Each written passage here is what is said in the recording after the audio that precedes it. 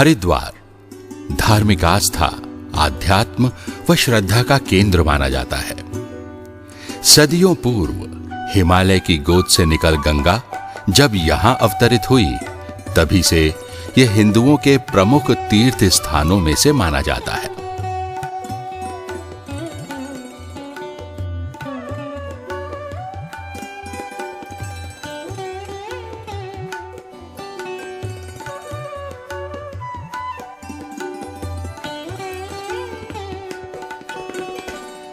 मोक्ष, आध्यात्म, श्रद्धा, शांति की चाह में लाखों लोग पवित्र गंगा में स्नान कर पूजन करते आए हैं।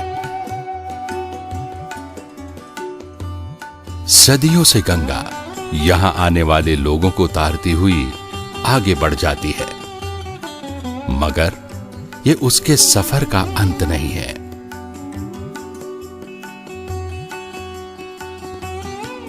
शहर की हदें पार कर गंगा का एक नया संसार नजर आता है।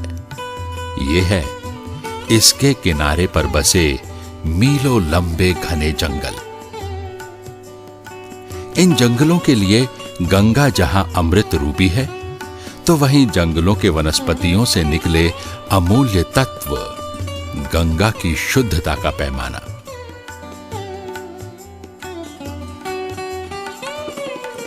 लगभग 36,000 हेक्टेयर में फैले हरिद्वार वन प्रभाग के लिए गंगा के बनाए मैदान एक सौगात के समान है।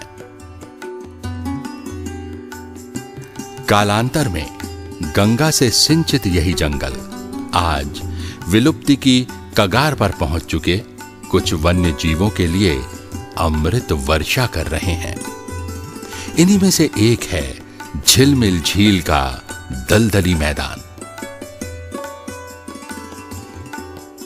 आज देश भर में लगभग विलुप्ति की ओर पहुंच चुका स्वैम डियर या बारासिंगा खूब फल फूल रहा है यहां।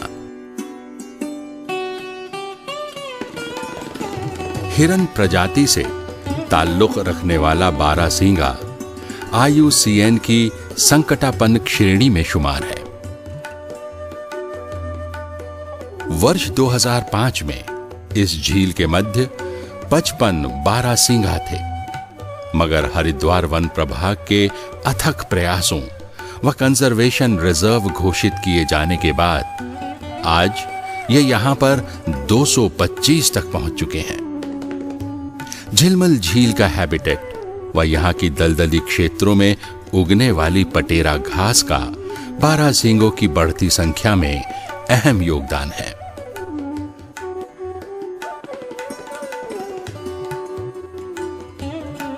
इसके साथ ही वन कर्मियों की कड़ी पहरेदारी व चौकस निगाहों ने एक नई आशा की किरण जगाई है।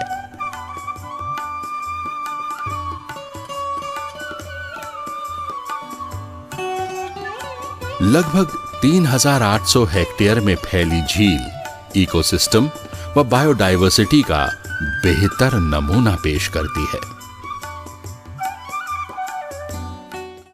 हरिद्वार वन प्रभाग के अंतर्गत झिलमिल झील जो एक ऐसा स्थान है जो करीब 135 हेक्टेयर का झील है, जो दलदली है। ये बारासिंगों के वास स्थल के सबसे उपयुक्त वास स्थल है। शुरू में ये 2005 में जब इसकी इनिशियल गणना की गई थी, यहाँ पर देखा गया था तो करीब 54 इनकी संख्या थी। बढ़ते हुए कंजर्वेशन और यहाँ के परिस्थितियों को देखते हुए यहाँ के ग्रामवासी, खास करके टाडवाला जो एक विलेज है, उन सभी के सहयोग से इस कंजर्वेशन का निर्माण किया गया और वर्तमान में अगर हमने पिछली बार इसकी गणना कराई तो इसमें 214 तक बारासिंगे देखे गए। बारासिंगों के साथ ही हरिद्वार वन प्रभाग के जंगल एशियाई हाथियों का गढ़ भी माने जाते हैं। राजाजी नेशनल पार्क की सीमा से सटे होने के चलते यह क्षेत्र बफर जोन का कार्य भी करता है। हरिद्वार से लेकर चिड़ियापुर तक का क्षेत्र इन एशियाई गजराजों का गढ़ माना जाता है।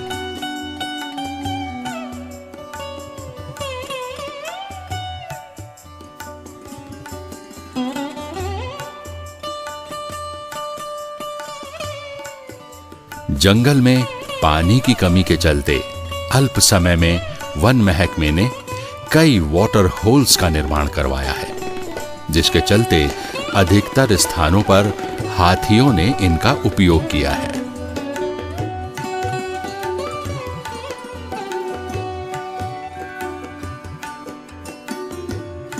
मगर उन जंगलों से सटी आबादी की आज एक भयावह तस्वीर है। आबादी बढ़ने के साथ ही इन गजराजों के कई कॉरिडोर समाप्त हो गए। मगर सबसे बुद्धिमान जीव माने जाने वाले इन गजराजों ने अब तक इन कॉरिडोरों को नहीं छोड़ा।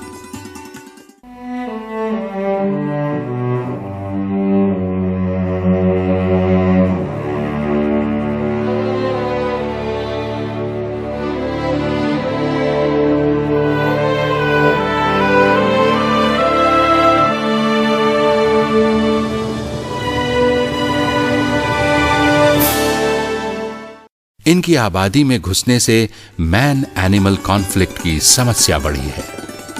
सबसे ज्यादा खतरा यहां लक्सर पट्टी के गांवों में दिखता है। मगर इससे निपटने के लिए अधिकारियों ने नई योजना शुरू की है। ग्रामीणों को विश्वास में लेकर महकमा आबादी व जंगल की सीमा पर कई किलोमीटर सोलर फेंसिंग करने जा रहा है। इसके साथ ही जंगल के भीतर ही हाथी के प्रिय भोजन बांस का जगह जगह रोपण किया जा रहा है।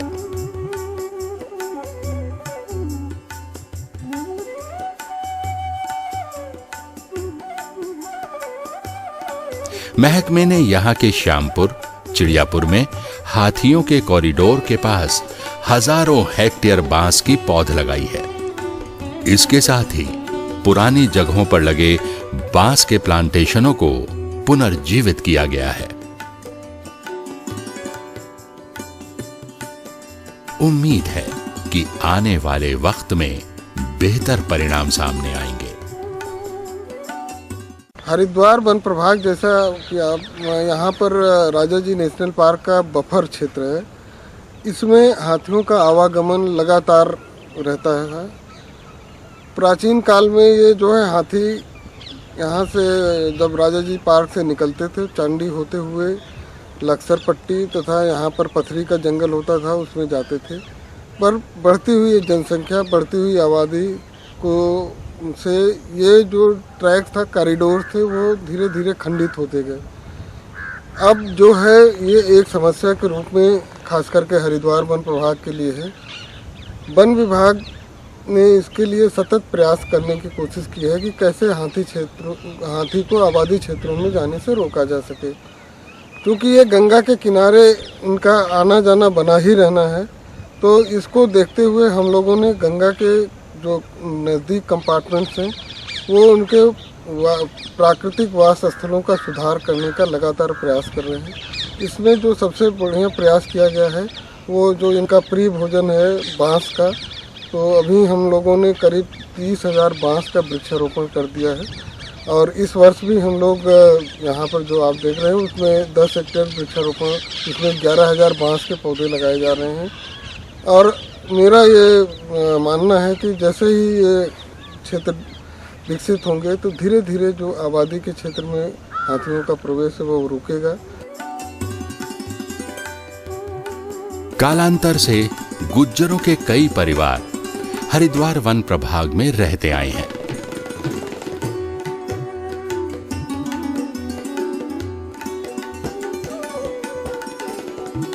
(1972) के वाइल्ड लाइफ एक्ट के बाद यहां जंगलों में जहां वन्य जीवों की संख्या में बेतहाशा वृद्धि हुई, तो वहीं गुज्जरों की संख्या भी बढ़ी है। जंगलों पर इनकी निर्भरता यहां मौजूद पारिस्थितिकी तंत्र के लिए हानिकारक है। अपने दैनिक जीवन और पशुओं की जंगल पर निर्भरता भविष्य के लिए बेहतर संकेत नहीं है। यही कारण है कि वन प्रभाग अब इन्हें कहीं और विस्थापित करने का प्रयास कर रहा है।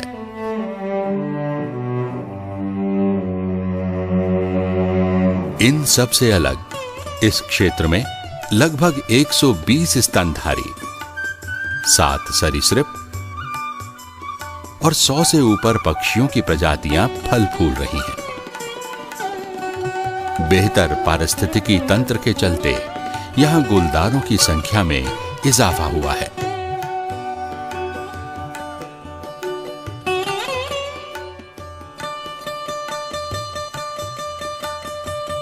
इसके साथ ही लकड़बग्घे का होना बेहतर संकेत है। वहीं श्यामपुर रेंज में बाघ की मौजूदगी खुशी पैदा करती है। यहां मौजूद हजारों की संख्या में सांबर, काकड़, चीतल भ्रमण करते हैं।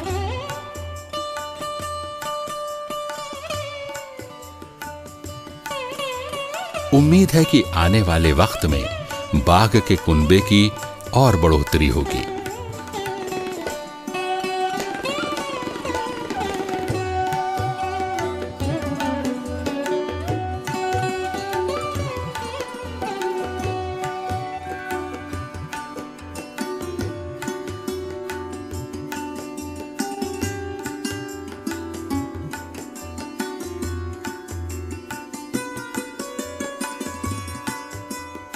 वहीं नमी वाले जंगलों में तो सांप और अजगर की संख्या में सकारात्मक वृद्धि हुई है, जो कि एक और खुशी की बात है।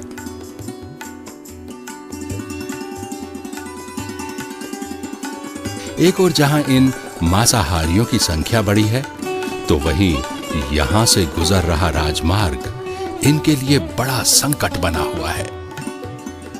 मार्ग पार करते हुए कई बार वाहनों की चपेट में आने से इनकी मौतें होती रहती हैं।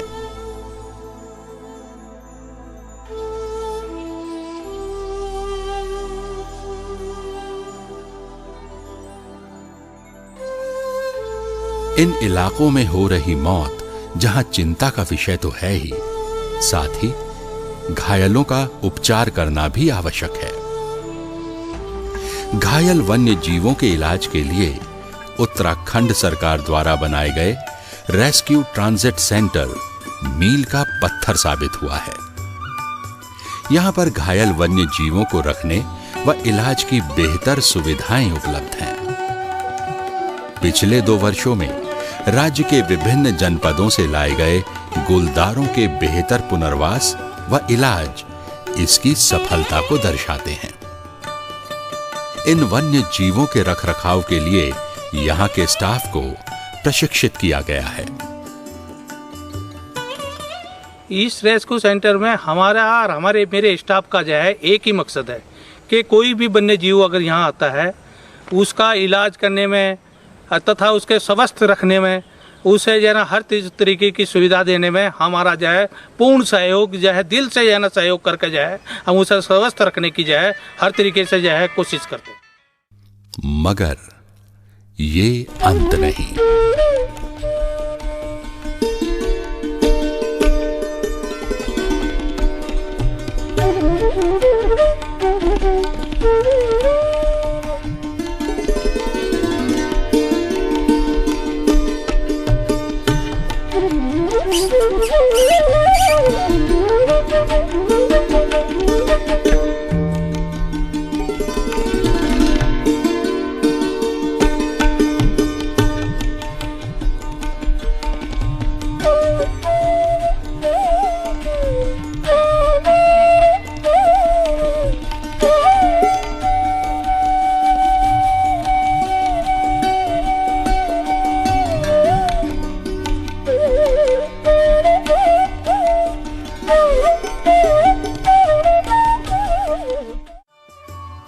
पर्यटन को बढ़ावा देने के लिए हरिद्वार वन प्रभाग ने महज 1 वर्ष के दौरान कड़ी मेहनत व योजनाबद्ध तरीके से इन जंगलों में कई किलोमीटर के नए ट्रैक्स बनाए हैं।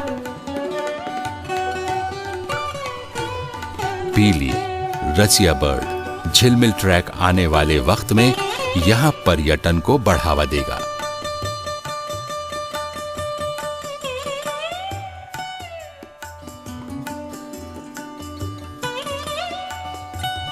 इसके साथ ही पर्यटक विलुप्त हो रहे बारहसिंगों के दीदार के साथ उनका अध्ययन भी कर सकेंगे।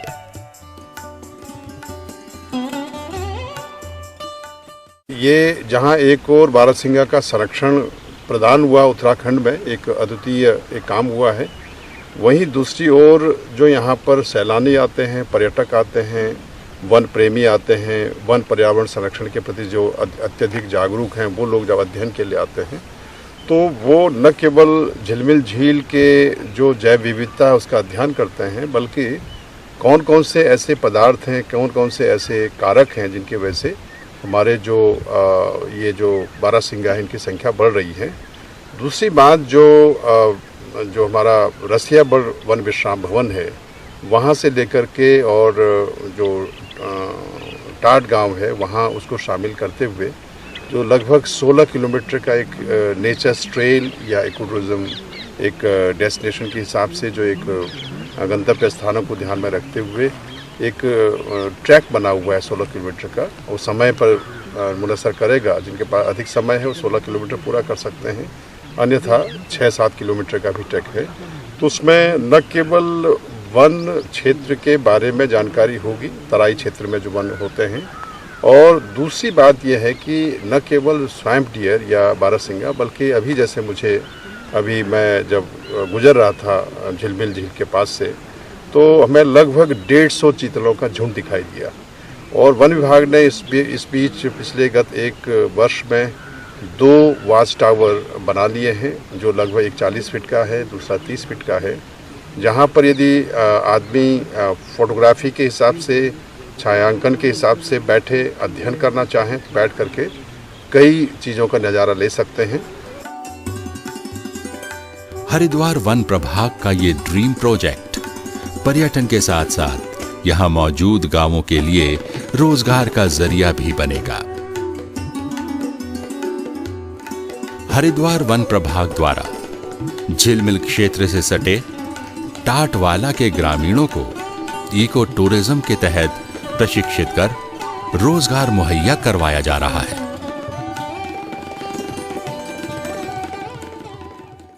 एक हम सोवेनियर शॉप बनाने का विचार है, जिसमें ये गांव जो टाटवाला गांव है, जो इसके झिलमिल झील के साथ ही रहने वाले लोग हैं और जिनका इस बारहसिंगा की सुरक्षा में बहुत अच्छा योगदान रहा है हमेशा के लिए, उनको हमने प्रशिक्षित भी किया है और उनको इससे जोड़ने का प्रयास किया है। और जो हम ये सोवेनियर शॉप की बात कर रहे हैं, इसमें वन्य जीव सुरक्षा के संबंध में और वन्य विशेषकर बारहसिंगा के संबंध से जो जानकारी होगी, और ये कुछ गांव वालों द्वारा निर्मित वस्तुओं का जो बिक्री की जाएगी, उसका जो बिक्री करने वाला काम भी ये गांव वाले की जो एक समिति बनाई है टाटवाला गांव की, वो इसमें सम्मिलित रहेगी। और जो भी इस तरह से लाभ प्राप्त होगा उस लाभ का वितरण, हाँ, ये हमारा प्रयास होगा। विचार है कि इस लाभ का वितरण इन गाँव वालों के मध्य और विभाग के मध्य आपसी समझौते के साथ किया जाएगा। समुद्र तल से 300 से 650 मीटर पर स्थित इस प्रभाग के आरक्षित वनों में उष्णदेशीय, शुष्क एवं पर्णपाती वन की प्रजातियों के मिश्रित वन पाए जाते हैं। विगत योजना कालों में योजनाबद्ध तरीके से किया गया वृक्षारोपण आज इस जंगल को और बेहतर बनाता है। साथ साथ यहां मौजूद वन्य जीवों की बढ़ती संख्या इसकी सफलता का द्योतक है। उम्मीद है कि आने वाले समय में इस क्षेत्र में जहां पर्यटन को बढ़ावा मिलेगा, तो वहीं झिलमिल झील वन्य कंजर्वेशन रिजर्व बारहसिंगों के संरक्षण और संवर्धन में अहम भूमिका निभाने के साथ ही भविष्य में छात्रों के लिए अध्ययन का केंद्र के रूप में स्थापित भी होगा। झिलमिल झील कंजर्वेशन के प्रयासों से न केवल प्रलुप्त प्रजातियों को संरक्षण मिल रहा है, बल्कि इसके सकारात्मक प्रयासों से वन्य क्षेत्र हरियाली और वन्य जीवों से झिलमिलाएगा और रोशन करेगा इस क्षेत्र की आर्थिकी को भी।